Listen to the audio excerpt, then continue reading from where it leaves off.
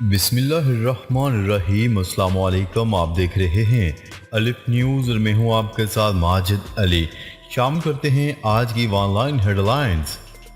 عازمین حج کا پہلا قافلہ انڈونیشیا سے مدینہ منورہ پہنچ گیا۔ غیر ملکی خبرساں ادارے کی رپورٹ کے مطابق انڈونیشیا سے 1506 عازمین حج مدینہ منورہ پہنچے، جنہیں پھول، کھجوریں اور آب زمزم کی بوتلیں پیش کی گئی۔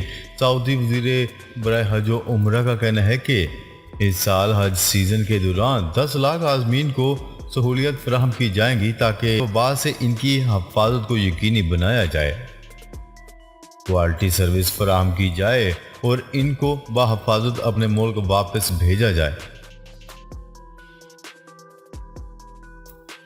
بھارت کے بزنس ٹائکون مکیش امبانی ایک بار پھر ایشیا کے امیر ترین شخص ہونے کا اعزاز اپنے نام کر لیا۔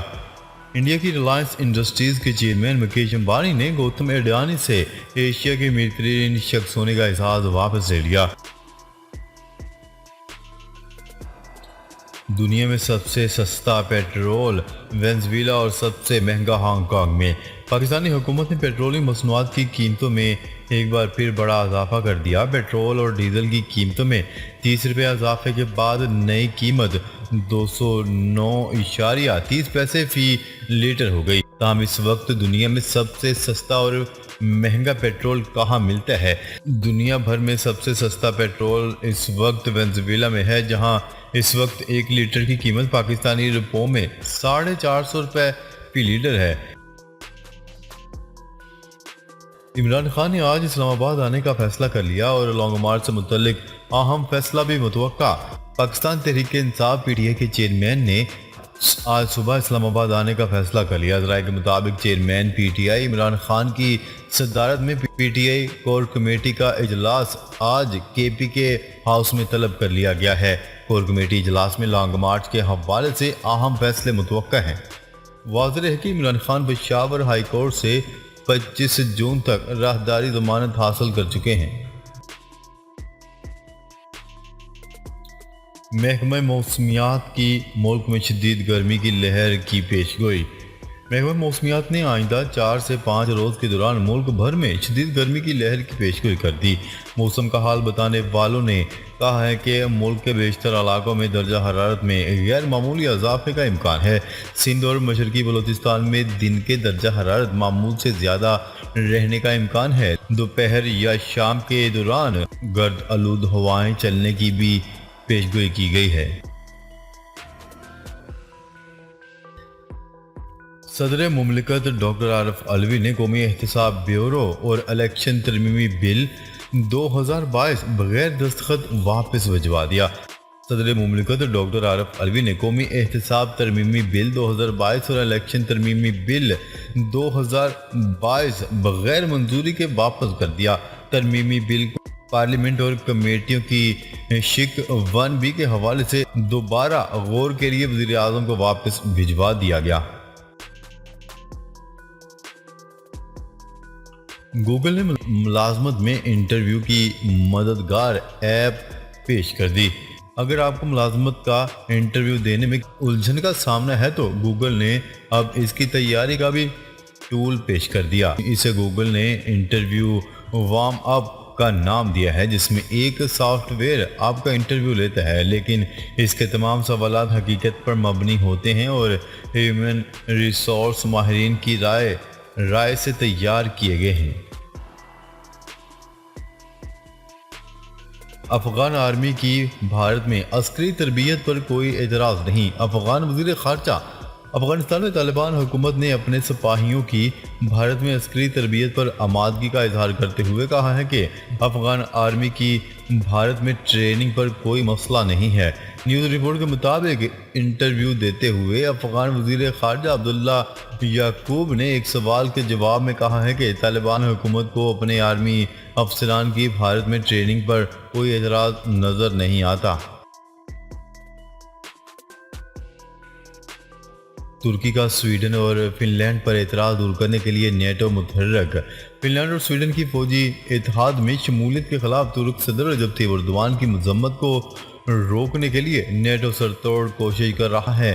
نیوز رپورٹ کے مطابق سیکرٹری جنرل جینس اسٹولنبرگ نے فن لینڈ کے وزیر اعظم سے ملاقات کی اور ترکی کے صدر سے بھی بات کی تاکہ فن لینڈ اور سویڈن کے نیٹو میں شامل ہونے کے خلاف ترکی کے اعتراضات کو دور کیا جا سکے۔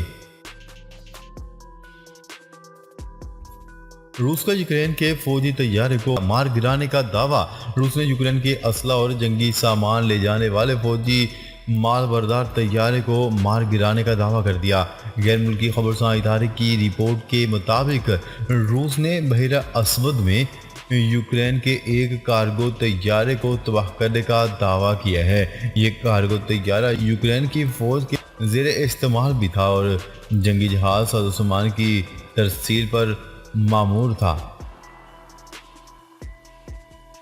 حکومت پاکستان کی جانب سے کالعدم تحریک طالبان سے مذاکرات کے لیے کابل جانے والا 57 رکنی جرگہ کسی بڑی پیش رفت کے بغیر واپس لوٹ آیا تاہم غیر معینہ مدت تک سیز فائر پر اتفاق برقرار ہے۔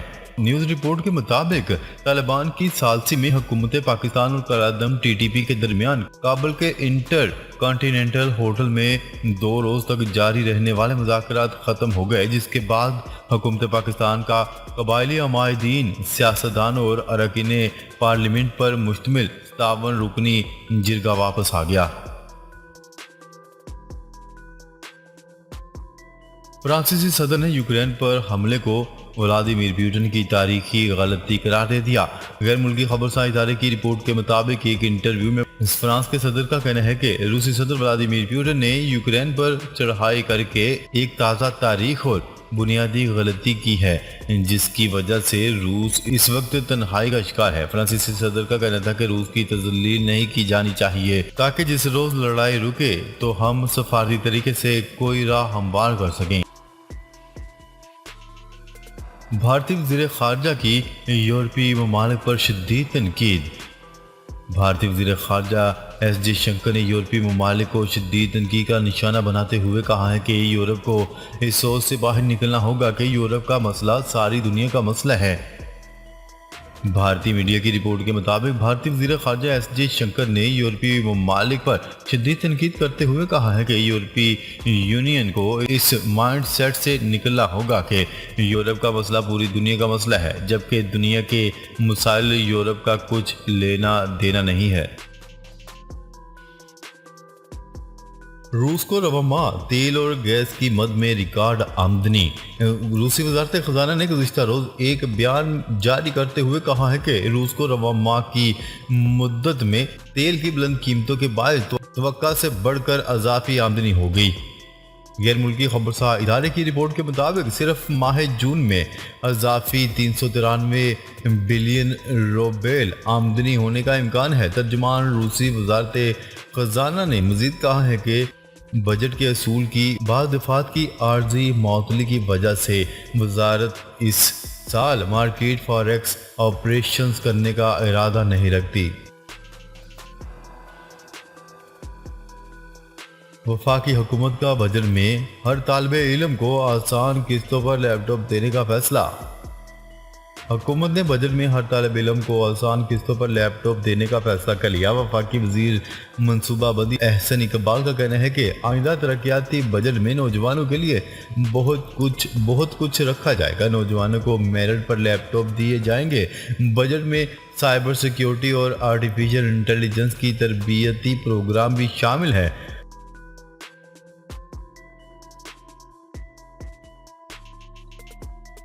شام پر ترکی کا حملہ، 6 شامی فوجی زخمی۔ نیوز رپورٹ کے مطابق الحسکہ کے تل تمر علاقے میں ترکی کے حملے میں شام کی سرحدی فورسز کے 6 اہلکار زخمی ہو گئے، جنہیں ہسپتال میں داخل کر دیا گیا۔ اس حملے کی وجہ سے اس علاقے میں بجلی بھی بند ہو گئی۔ واضح ہے کہ شام میں ترکی اور امریکی اعلی کار دہشت گردوں کے خلاف جنگ کے بہانے شامی عوام اور خطے کے استحکام محاذ کے خلاف برسرے پیکار ہیں۔ ناظرین، اب تک کے لیے اتنا ہی۔ مزید خبریں لے کر بہت جلد آپ کی خدمت میں حاضر ہوں گے۔ تب تک کے لیے اپنا خیال رکھیے گا۔ اللہ نگہبان۔